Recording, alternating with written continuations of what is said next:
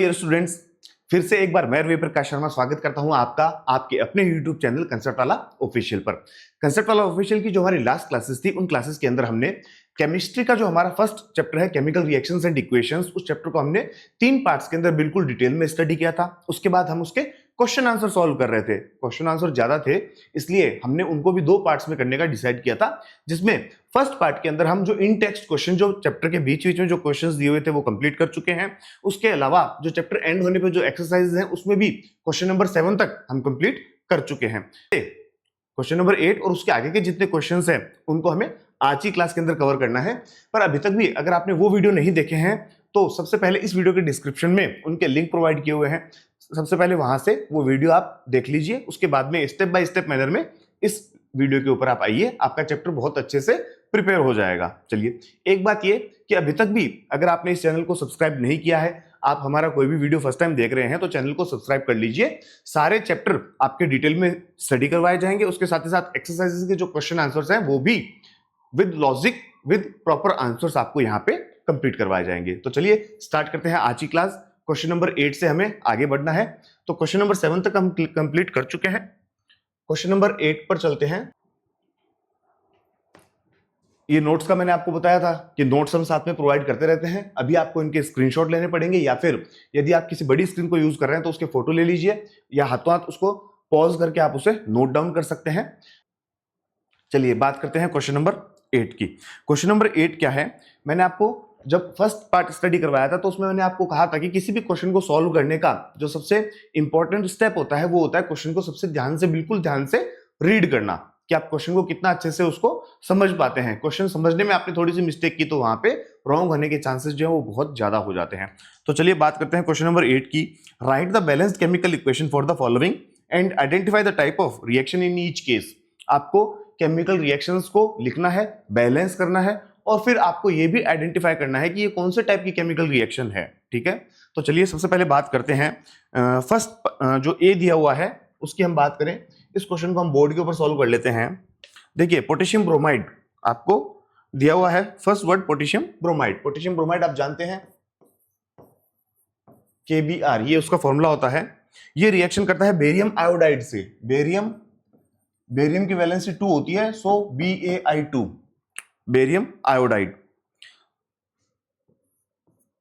ये रिएक्शन करके बनाता है potassium iodide Ki and barium bromide BaBr2।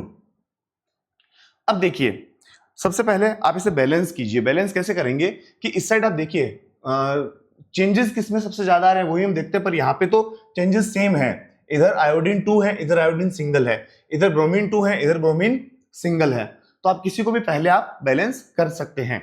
यहां पर देखिए I2 है, रिएक्टेंट्स में आयोडीन के 2 एटम्स हैं और प्रोडक्ट में कितने हैं 1, तो आप इसे 2 से मल्टीप्लाई कर दीजिए। 2 से मल्टीप्लाई करने पर आयोडीन के भी कितने हो गए 2, पर इससे प्रॉब्लम ये क्रिएट हो गई कि इससे पोटेशियम भी 2 हो गए, तो पोटेशियम इस साइड भी आप कर दीजिए 2। ओके, अब एक बार फिर से चेक कीजिए। देखिए यहां से स्टार्ट करते हैं। पोटेशियम 2 एटम्स हैं, इस साइड पोटेशियम के 2 एटम हैं, ये बैलेंस है। ब्रोमीन 2, इधर देखिए ब्रोमीन के नीचे 2 लगा हुआ है, ब्रोमीन भी 2 है। बेरियम सिंगल है, यहां भी सिंगल है। आयोडीन यहां 2 है, यहां भी आयोडीन 2 से मल्टीप्लाई हो रहा है 2 है। तो ये केमिकल इक्वेशन जो है वो बैलेंस हो चुकी है। इसका सेकंड पार्ट कि ये कौन से टाइप की केमिकल रिएक्शंस है, तो इसमें देखिए इसमें ब्रोमीन ने इसे डिस्प्लेस किया आयोडीन को, तो बदले में आयोडीन ने भी ब्रोमीन को कर दिया। पोटेशियम के साथ में पहले ब्रोमीन था, अब आयोडीन आ चुका है, और बेरियम के साथ जहां पहले आयोडीन था वहां ब्रोमीन आ चुका है। तो डिस्प्लेसमेंट 2 बार हुआ है, इसलिए ये डबल डिस्प्लेसमेंट है। या अदर लैंग्वेज में हम कहें तो आयंस का जो एक्सचेंज हुआ है, अलग अलग जो कंपाउंड्स है उनके बीच में आयंस का एक्सचेंज हुआ है। तो ऐसी केमिकल रिएक्शंस कौन सी होती हैं? Double displacement chemical reaction. तो ये डबल डिस्प्लेसमेंट का एग्जांपल है। उसके बाद में जिंक कार्बोनेट है,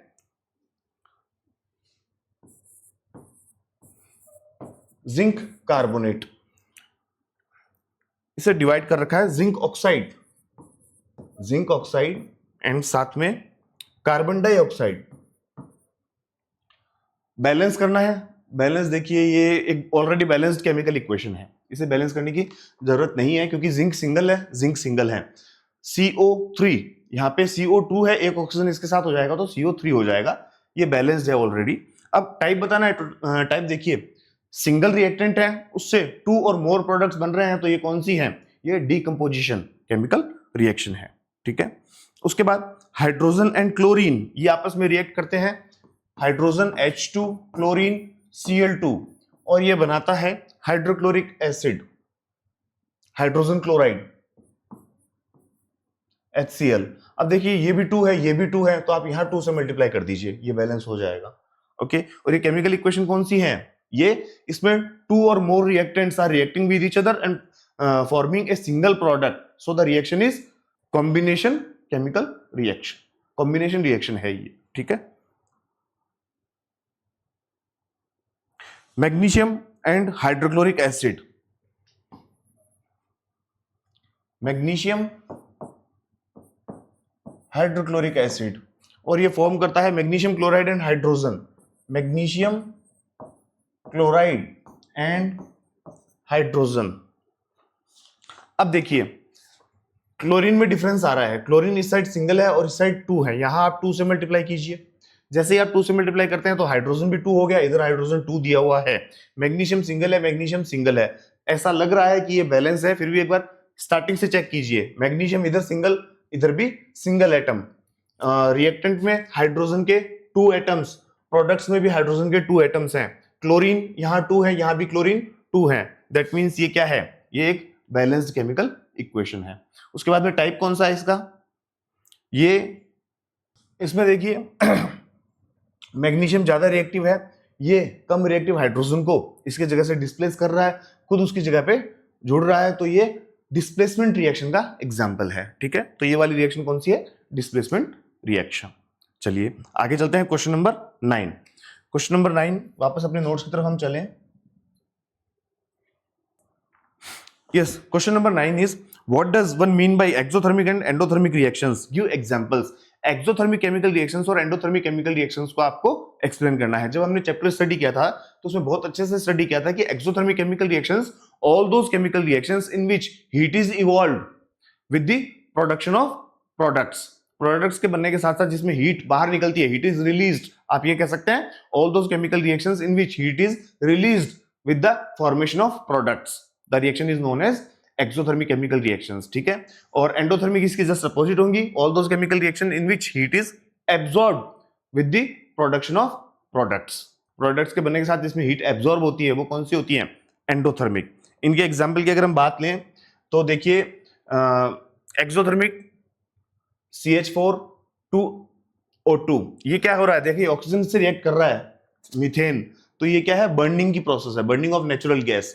तो बर्निंग की जो प्रोसेस है उसमें हीट बाहर निकलेगी, CO2 H2O और हीट, तो ये क्या है, ये टाइप है एक्सोथर्मिक केमिकल रिएक्शन का एग्जांपल है, ठीक है। Endothermic chemical reaction, heat absorb होती है, तो कैल्शियम कार्बोनेट है, कैल्शियम कार्बोनेट को जब हीट प्रोवाइड करते हैं तो वो कैल्शियम ऑक्साइड और कार्बन डाइऑक्साइड इनमें डिवाइड होता है। सॉरी, ये यहाँ थोड़ा सा मिस्टेक हो गई है, इसको आप सही कर लीजिएगा, ठीक है। यहाँ पे जिंक ऑक्साइड नहीं होगा, यहाँ पे कैल्शियम ऑक्साइड होगा और कार्बन डाइऑक्साइड,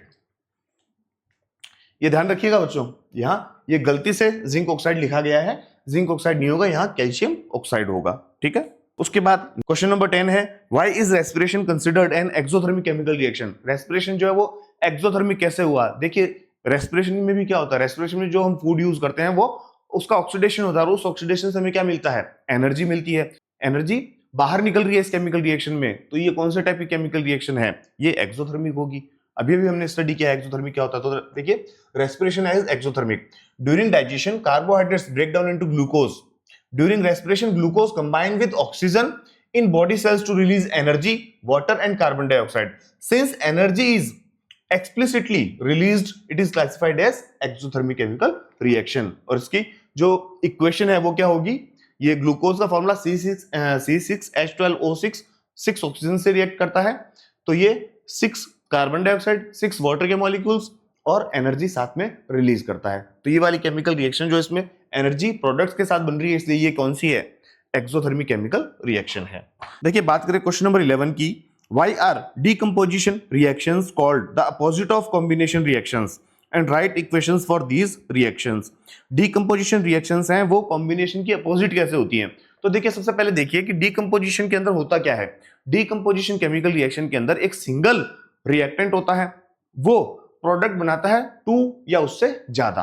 तो सिंगल रिएक्टेंट जब 2 या 2 से ज्यादा प्रोडक्ट में डिवाइड होता है तब तो वो हो गया डीकंपोजिशन रिएक्शन।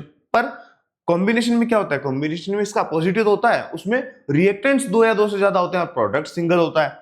तो जब 2 या 2 से ज्यादा रिएक्टेंट मिलके एक सिंगल प्रोडक्ट फॉर्म करते हैं तब वो रिएक्शन होती है कॉम्बिनेशन रिएक्शन। तो ये जस्ट एक दूसरे की क्या हुई? अपोजिट हुई। एक्चुअली इसमें आपको इनको डिफाइन करके एक्सप्लेन करना है, ठीक है। और इनके एग्जाम्पल साथ में दिए हैं मैंने, देखिए डीकंपोजिशन वर्सेस कॉम्बिनेशन। कॉम्बिनेशन ये बता दिया आपको 2 or more reactants combine to form a single product, जबकि डीकंपोजिशन में a single compound breaks down into 2 or more simpler substances, ठीक है। So they are exact opposites, दोनों एक दूसरे के क्या हैं? अपोजिट हैं। कॉम्बिनेशन का एग्जांपल देखिए, जब हाइड्रोजन और ऑक्सीजन आपस में कंबाइन होते हैं तो ये वाटर प्रोड्यूस करते हैं, तो ये हो गया कॉम्बिनेशन। और यही वाटर जब ब्रेक डाउन होता है इलेक्ट्रिसिटी की प्रेजेंस में तो हाइड्रोजन और ऑक्सीजन अलग अलग हो जाते हैं। तो इसमें दो अलग अलग रिएक्टेंट्स हैं, उनसे सिंगल प्रोडक्ट बन रहा है तो ये कॉम्बिनेशन हो गया। यहाँ पे सिंगल रिएक्टेंट है उससे 2 प्रोडक्ट बन रहे हैं तो ये डीकंपोजिशन हो गया, ठीक है। चलिए उसके बाद बात करें क्वेश्चन नंबर 12 की। Write one equation each for decomposition reaction where energy is supplied in form of heat, light and electricity. तो ये हमने स्टडी किया था कि डीकंपोजिशन जो रिएक्शन है वो 3 टाइप की हमने स्टडी की थी, कि एक तो होता है जब हीट की हेल्प से डीकंपोजिशन होता है वो होता है थर्मल डीकंपोजिशन, और जब लाइट की हेल्प से होता है तो वो होता है फोटो डीकंपोजिशन, और इलेक्ट्रिसिटी की हेल्प से इलेक्ट्रिक डीकंपोजिशन या इलेक्ट्रोलाइसिस। तो हीट वाला जब हम करेंगे तो इसमें आप कैल्शियम कार्बोनेट का एग्जांपल ले सकते हो, या हमने यहाँ पे फेरस सल्फेट का ले रखा है। देखिए 2FeSO4 जब इसे हीट प्रोवाइड करेंगे तो ये आयरन के ऑक्साइड, सल्फर डाइऑक्साइड और सल्फर ट्राइऑक्साइड गैसेस में डिवाइड हो जाता है। तो ये वाली रिएक्शन है थर्मल डीकंपोजिशन, क्योंकि इसमें आपको हीट प्रोवाइड करनी पड़ रही है, ठीक है। उसके बाद नंबर 2 फोटोलिटिक डीकंपोजिशन, जिसमें फोटो मींस सनलाइट। तो सनलाइट के हेल्प से कोई डीकंपोजिशन हो रहा है तो उसका हमने सिल्वर ब्रोमाइड और सिल्वर क्लोराइड ये 2 एग्जांपल उसमें स्टडी किए थे। यहाँ पे सिल्वर क्लोराइड का दिया हुआ है 2AgCl, जब ये डिवाइड होता है सिल्वर अलग हो जाता है और क्लोरीन गैस अलग हो जाती है। तो ये भी क्या है? ये भी सनलाइट की हेल्प से डीकंपोजिशन हो रहा है। उसके बाद में इलेक्ट्रोलाइसिस, इलेक्ट्रिसिटी की हेल्प से अगर हम करते हैं तो ये देखिए इसमें एल्यूमिनियम ऑक्साइड का एग्जांपल हमने लिया है, ठीक है। वाटर का तो आप दे ही सकते हैं, वाटर का तो यूनिवर्सल एग्जांपल है वो। तो यहाँ पे अगर आप अलग से देना चाहते हैं तो एल्यूमिनियम ऑक्साइड है वो डिवाइड होता है एल्यूमिनियम और ऑक्सीजन में, ठीक है, इलेक्ट्रिसिटी की हेल्प से। चलिए next question, what is the difference between displacement and double displacement reactions, right equations for these reactions. देखिए डिस्प्लेसमेंट रिएक्शन में क्या होता है? When a more reactive element displaces another less reactive element from its compound, the reaction is known as displacement reaction.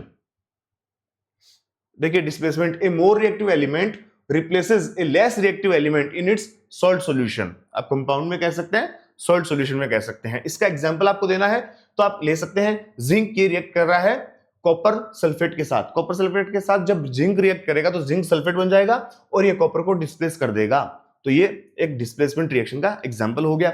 उसके बाद double displacement. Double displacement में हमने बात की थी कि 2 अलग अलग कंपाउंड्स होते हैं, वो आपस में क्या करते हैं? आयंस को एक्सचेंज कर लेते हैं, ठीक है। तो आयंस को एक्सचेंज करेंगे तो देखिए 2 compounds exchange their ions to form 2 new compounds. Like sodium sulphate है, सोडियम सल्फेट जब बेरियम क्लोराइड के साथ रिएक्ट करता है तो ये बेरियम सल्फेट बनाता है और साथ में सोडियम क्लोराइड बनाता है। तो यहाँ पे इन दोनों ने क्या किया? अपने आयंस एक्सचेंज कर लिए। पहले सोडियम के साथ सल्फेट था और बेरियम के साथ क्लोरीन था, पर रिएक्शन होने के बाद बेरियम के साथ तो सल्फेट आ गया और सोडियम के साथ क्लोरीन आ गया। तो दोनों ने अपने आयंस क्या किए? एक्सचेंज किए। तो ये डबल डिस्प्लेसमेंट है क्योंकि 2 बार एक्सचेंज हो रहा है, ठीक है। चलिए आगे चलते हैं। उसके बाद in the refining of silver, जब सिल्वर को रिफाइन करते हैं, the recovery of silver from silver nitrate solution involve displacement bye copper metal.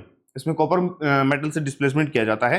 Write down the reaction involve. तो इसमें कौन सी केमिकल रिएक्शन यूज की जाती है? देखिए ये बोर्ड पे हम इजीली कर लेंगे।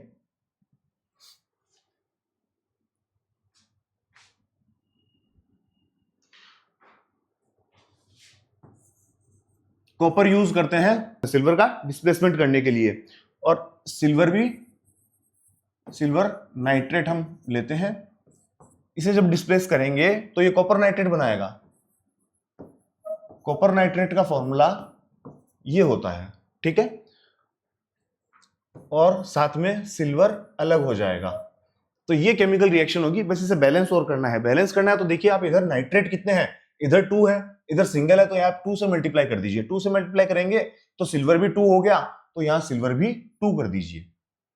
चलिए ये वाली केमिकल रिएक्शन इसमें 17 नंबर क्वेश्चन का आंसर होगी, इसमें ये यूज में ली जाती है, ठीक है। Question number 15, what do you mean by ये precipitation reaction, explain by giving example. Precipitation reaction कौन सी होती है भाई, हमने अभी स्टडी की थी, कौन सी, डबल डिस्प्लेसमेंट। किसी भी डबल डिस्प्लेसमेंट रिएक्शन के अंदर जब कोई एक कंपाउंड ऐसा बन जाए जो सॉलिड स्टेट में हो और बाकी के रिएक्शन मिक्सचर में वो डिसॉल्व ना हो, तो उसे हम प्रेसिपिटेट बोलते हैं, और ऐसी किसी भी केमिकल रिएक्शन को हम प्रेसिपिटेशन रिएक्शन कहते हैं। अभी जो हमने स्टडी की थी रिएक्शन, उसमें भी बन रहा था वो बेरियम सल्फेट बन रहा था। बेरियम सल्फेट क्या है, वो भी यही कंपाउंड है। ये देखिए, ये डबल डिस्प्लेसमेंट है, सोडियम सल्फेट है, ये रिएक्शन करता है बेरियम क्लोराइड के साथ, तो बेरियम सल्फेट बनता है। ये बेरियम सल्फेट देखिए, एस का मतलब क्या है, सॉलिड है, और ये नीचे यूं दिखा रखा है, इसका मतलब इसका प्रेसिपिटेट बनता है जो बाकी रिएक्शन मिक्सचर में डिसॉल्व नहीं होगा। तो यहां देखिए प्रेसिपिटेशन रिएक्शन एक्सप्लेन की हुई है, a reaction in liquid solution where 2 soluble ionic salts react to form an insoluble solid precipitate। insoluble solid precipitate बनता है। इसमें एग्जांपल सोडियम कार्बोनेट का लिया हुआ है। सोडियम कार्बोनेट रिएक्ट करता है कैल्शियम क्लोराइड से, तो कैल्शियम कार्बोनेट बनेगा, ये इसमें प्रेसिपिटेट का वर्क करेगा, ये सॉलिड स्टेट में नीचे जमा हो जाएगा। आप कितना भी इसे डिसॉल्व करने की कोशिश कीजिए, ये उसमें डिसॉल्व रिएक्शन मिक्सचर में नहीं होगा, ठीक है। और सोडियम क्लोराइड का एक्वस सॉल्यूशन अलग बन जाता है इसमें।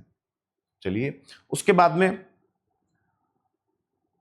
Question number 16, explain the following in terms of gain or loss of oxygen with 2 examples each. सबसे पहले ऑक्सीडेशन, पहले हम ऑक्सीडेशन की बात करें, ऑक्सीजन गेन होने के रेफरेंस में देखिए, oxidation, gain of oxygen is known as oxidation. किसी भी कोई भी कंपाउंड है उसके अंदर अगर ऑक्सीजन अटैच हो रही है, ऑक्सीजन उसमें ऐड हो रही है, तो वो कहलाता है ऑक्सीडेशन। जैसे कॉपर है, कॉपर के साथ ऑक्सीजन के साथ उसे हीट प्रोवाइड करते हैं तो कॉपर ऑक्साइड बनता है, तो इसमें कॉपर ने ऑक्सीजन गेन की तो उसका कॉपर का क्या हुआ, ऑक्सीडेशन हुआ। Second example C+O2 CO2, carbon का ऑक्सीडेशन, तो ये दोनों किसके एग्जांपल हैं, ऑक्सीडेशन, कैसे, गेन ऑफ ऑक्सीजन। और रिडक्शन बताना है, reduction, removal of oxygen is known as reduction. तो दो ऐसी रिएक्शन आपको ऐसी लेनी पड़ेगी जिसके अंदर ऑक्सीजन रिमूव की जा रही है। तो देखिए फर्स्ट है जिंक ऑक्साइड। जिंक ऑक्साइड जब कार्बन के साथ रिएक्ट करता है तो जिंक अलग हो जाता है और कार्बन मोनोऑक्साइड बनता है। कार्बन मोनोऑक्साइड, इसमें क्या हुआ, जिंक ऑक्साइड से जिंक बना, तो इसकी ऑक्सीजन क्या होगी, रिमूव होगी। रिमूव होगी तो जिंक ऑक्साइड का क्या हुआ, रिडक्शन। कॉपर ऑक्साइड, ये भी जब हाइड्रोजन के साथ रिएक्ट करता है तो कॉपर अलग रह जाता है सिंगल, और हाइड्रोजन ऑक्सीजन के साथ अटैच होकर वाटर प्रोड्यूस करता है। इसमें भी कॉपर ऑक्साइड का कॉपर में रिडक्शन हुआ है, ठीक है। तो ये रिडक्शन की एग्जांपल है in the reference of loss of oxygen. चलिए आगे चलते हैं। यस, क्वेश्चन नंबर 17 की बात करें, a shiny brown coloured element X on heating in air becomes black in colour. एक शाइनी ब्राउन कलर का एलिमेंट है जिसे हीट प्रोवाइड करते हैं तो वो ब्लैक हो जाता है कलर में। नेम द एलिमेंट एक्स, सबसे पहले आप ये बताएंगे एक्स क्या है और ब्लैक कलर्ड कंपाउंड फॉर्म, और ये ब्लैक कलर का कौन सा कंपाउंड बन रहा है। देखिए शाइनी और ब्राउन कलर का सब्सटेंस आप जानते हैं कॉपर है। कॉपर को जब हम हीट प्रोवाइड करेंगे तो ये एयर में जो ऑक्सीजन अवेलेबल है उससे रिएक्ट करेगा और कॉपर ऑक्साइड बनाएगा, और कॉपर ऑक्साइड का कलर होता है ब्लैक। तो यहाँ पे जो आपका एलिमेंट एक्स हुआ वो तो हो गया कॉपर, और ब्लैक कलर का जो कंपाउंड बन रहा है वो है कॉपर ऑक्साइड। तो ये यहां दिया हुआ है, देखिए इसके साथ में इसकी रिएक्शन भी दी हुई है, ठीक है। इन सबके स्क्रीनशॉट लेने का मैं आपको टाइम दे दूंगा, अभी आप एक बार समझ लीजिए पहले क्वेश्चन के आंसर्स। उसके बाद में question number 18, why do we apply paint on iron articles. Iron articles जो है उस पर हम पेंट क्यों अप्लाई करते हैं। देखिए ये क्वेश्चन तो जो है हम 6th-7th क्लास से स्टडी करते हुए आ रहे हैं कि आयरन जब है एटमॉस्फेयर के अंदर, जब ओपन स्टेट के अंदर होता है तो ये एटमॉस्फेयर के अंदर जो ऑक्सीजन है उससे और जो मॉइस्चर है उससे, दोनों से कांटेक्ट में आने पर ये आयरन के ऑक्साइड में कन्वर्ट हो जाता है। दैट मींस उसमें रस्टिंग की प्रॉब्लम होती है, आयरन कोरोड होता है। तो इस प्रॉब्लम को रोकने के लिए हम क्या करते हैं, हम उसके ऊपर एक पेंट की लेयर अप्लाई कर देते हैं। उससे क्या होगा कि आयरन जो है वो एयर के कांटेक्ट में नहीं आएगा, साथ में मॉइस्चर के कांटेक्ट में नहीं आएगा, वो जो पेंट की लेयर है बीच में वो लेयर कांटेक्ट में आएगी और उसका कोरोजन होता नहीं है। कोरोजन किसका होगा, आयरन का। तो आयरन जब एयर के कांटेक्ट में और मॉइस्चर के कांटेक्ट में नहीं आ पाएगा तो जो आयरन की रस्टिंग है उसे हम रोक पाएंगे। इसके लिए हम आयरन आर्टिकल्स पे क्या करते हैं, पेंट कर देते हैं। देखिए painting iron articles, painting creates a physical barrier that blocks moisture and oxygen from contacting the iron surface directly and this prevents rusting of iron, that means corrosion. तो इससे हम आयरन आर्टिकल्स के जो corrosion से हमें बहुत सारा loss होता है उसको रोका जा सकता है। चलिए उसके बाद next question, oil and fat containing food items are flushed with nitrogen, why. ये हमने स्टडी किया था रेंसिडिटी में कि जो ऑयल और फैट कंटेनिंग फूड जो आइटम्स होते हैं वो जब एयर के अंदर ओपन रहेंगे तो एयर के अंदर जो ऑक्सीजन अवेलेबल है उसके साथ कांटेक्ट में आने पर फैट्स का और ऑयल का क्या होता है, ऑक्सीडेशन होता है। ऑक्सीडेशन होने से उनका जो टेस्ट है वो और उनकी स्मेल वो चेंज हो जाती है, और चेंज क्या हो जाती है, वो खराब हो जाती है। तो उसे हम बोलते हैं रेंसिड होना। फूड तो वो रेंसिड हो गया और इस प्रोसेस को बोलते हैं रेंसिडिटी। तो उसे रोकने के लिए हम क्या करते हैं कि उनके जो जिन पैकेट्स में उनको पैक किया जाता है वहां पे नाइट्रोजन को फ्लश कर देते हैं। नाइट्रोजन क्या है, एक इनर्ट गैस है। तो नाइट्रोजन जब उसके कांटेक्ट में रहेगी तो इनर्ट होने की वजह से नाइट्रोजन खुद तो रिएक्ट करेगी नहीं, साथ में ऑक्सीजन को भी उसके कांटेक्ट में नहीं आने देगी, जिससे उनके ऑक्सीडेशन की जो प्रोसेस है वो रुक जाएगी और वो खराब नहीं होंगे। इसलिए हम उनके अंदर नाइट्रोजन फ्लश करते हैं। आपने भी देखा होगा जब भी हम अंकल चिप्स या कुरकुरे या लेज कुछ भी लेकर आते हैं तो उसका जो पैकेट है वो भरा हुआ रहता है। अब उसके अंदर जो वो भरा हुआ है वो हवा नहीं है, उसके अंदर सिर्फ नाइट्रोजन गैस होती है। ठीक है, चलिए तो इसका आंसर यहां दिया हुआ है सारा। देन उसके बाद में explain the following terms with one example each, corrosion and rancidity. Corrosion अभी हमने बात की आयरन की। ओवरऑल कोरोजन किसे बोलते हैं कि कोई भी मेटल आर्टिकल है, कोई भी मेटल सरफेस है, अगर उसके ऊपर एटमॉस्फेयर का कोई भी जो फैक्टर है वो अपना रिएक्शन कर रहा है और उसकी वजह से वो अनडिजायरेबल मटेरियल में कन्वर्ट हो रही है तो उसे हम नाम देते हैं कोरोजन। ठीक है, देखिए स्लो और gradual eating away of metals by air, moisture और एसिड्स। मतलब एटमॉस्फेयर का कोई भी फैक्टर अगर मेटल की सरफेस के ऊपर वर्क कर रहा है, एग्जांपल है रस्टिंग ऑफ आयरन या फिर ग्रीन कोटिंग ऑन कॉपर, और जो सिल्वर है उसके आर्टिकल्स का ब्लैक हो जाना, ये सब कुछ हमने स्टडी किया है किसमें, कोरोजन के अंदर। ठीक है, रेंसिडिटी अभी बात की हमने इससे जस्ट लास्ट क्वेश्चन में कि जो फैट्स और ऑयल कंटेनिंग फूड आइटम्स होते हैं वो टाइम के साथ एटमॉस्फेयर में जो ऑक्सीजन है उसके साथ कांटेक्ट करते हैं और ऑक्सीडाइज हो जाते हैं, जिससे उनका टेस्ट और स्मेल दोनों चेंज हो जाती है और उस प्रोसेस को हम बोलते हैं रेंसिडिटी, और ये फूड को बोलते हैं रेंसिड। रेंसिडिटी देखिए, aerial oxidation of unsaturated fats and oils in food causing foul smell and bad taste. Example stale potato chips. Example आप कोई भी ले सकते हैं, पोटैटो चिप्स हो या कुरकुरे या लेज कुछ भी हो, ये सब एटमॉस्फेयर के कांटेक्ट में आने पर इनका टेस्ट और स्मेल दोनों खराब हो जाते हैं। तो ये हो गया रेंसिडिटी। तो इसी के साथ आपके ये जो क्वेश्चन आंसर्स हैं ये तो देखिए कंप्लीट हो गए। ठीक है, अब जो हम नेक्स्ट जो अपना क्लास होगी उस क्लास के अंदर जो हम लाइफ प्रोसेसेस चैप्टर कर रहे थे उसके अंदर हमने न्यूट्रिशन का पार्ट कंप्लीट कर लिया था, प्लांट्स के अंदर और ह्यूमंस के अंदर, हेटरोट्रॉफिक और ऑटोट्रॉफिक ऑर्गेनिजम्स दोनों के अंदर कंप्लीट कर लिया था। नेक्स्ट हमारा जो सेक्शन अब चलेगा रेस्पिरेशन, तो नेक्स्ट हमारी क्लास आएगी वो आएगी रेस्पिरेशन के ऊपर। उससे पहले आप जो ये मैंने आपको ये कहा है कि ये आंसर्स दिए हुए हैं इनके आप स्क्रीनशॉट ले लीजिए या फिर आप इनको पॉज करके अगर राइट डाउन करना चाहते हैं तो उस तरीके से कर लीजिए, जैसा भी आपको सुटेबल लगता है आप उस तरीके से अपना वर्क कर लीजिए। सबसे पहले ये आपके लास्ट के क्वेश्चंस हैं, इनका एक स्क्रीनशॉट ले लीजिए।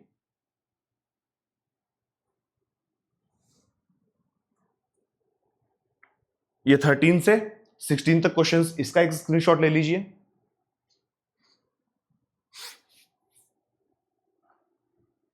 ये देखिए 9 to 12 और ये क्वेश्चन नंबर 8। इससे पहले तक के जो भी क्वेश्चन आंसर्स हैं उसके स्क्रीनशॉट में आपको लास्ट क्लास के अंदर प्रोवाइड कर चुका था, तो आप वहां से ले सकते हैं। तो आपकी इस तरीके से ये इस चैप्टर की एक्सरसाइज कंप्लीट होती है। आज की क्लास में हम यहीं तक रखेंगे। क्लास अगर आपको अच्छी लगी है, पसंद आई तो वीडियो को लाइक कर दीजिएगा और चैनल को फिर से कह रहा हूं सब्सक्राइब कर लीजिए बहुत ज्यादा काम आने वाला है आपके ये चैनल। चलिए मिलते हैं बहुत जल्द रेस्पिरेशन चैप्टर के अंदर। तब तक के लिए good bye, have a nice day.